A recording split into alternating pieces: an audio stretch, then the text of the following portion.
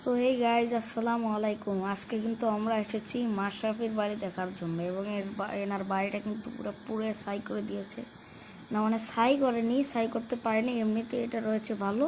So আমরা কিন্তু আজকে মাশরাফির বাড়ির বাইরেটাই দেখবো, ভেতরে কিন্তু তালা মারা, এমনিতেও আমরা ঢুকতে পারবো না। এবং ওটা কিন্তু তার ছবি, যেটা ভেঙে চুরে শেষ করে দিয়েছে, এবং এই গেটের মধ্যেও তার ছবি রয়েছে।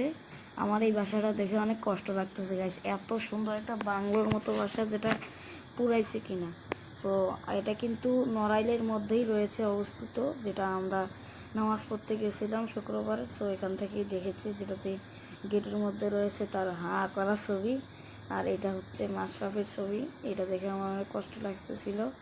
সো তারপরে কিন্তু আপনারা চাইলে এখানে আসতে পারবেন নড়াইল চৌরাস্তা দিয়ে, মানে নড়াইল চৌরাস্তা দিয়ে ঢুকেই যে এই রাস্তাটা এসেছে, ওই বাম পাশ দিয়ে ওই রাস্তার মধ্যে যাবেন, গেলেই কিন্তু একটু সোজা গেলেই মাশরাফির বাড়ি দেখতে পারবেন, যেটা আমি রাস্তা দিয়ে ভিডিও করে দেখাচ্ছিলাম। আপনার অল্প একটু গেলেই কিন্তু মাশরাফির বাড়ি দেখতে পারবেন। ওখানে কিন্তু একটা বড় পুকুর ছিল, এই যে দেখতে পাচ্ছেন, এই পাশ থেকে কিন্তু চৌরাস্তা, এবং ওই পাশে শিল্পকলার ঠিক এই সোজা দিয়ে যেই রাস্তাটা গেছে, ওই রাস্তার মধ্যেই কিন্তু ওই যে মাশরাফির বাড়ির ওখানে আছে। তো গাইস, আজকের ব্লগটি ছিল এই পর্যন্ত। আজকের ব্লগটি আপনাদের কাছে কেমন লাগে সেটা অবশ্যই কমেন্টে জানাবেন।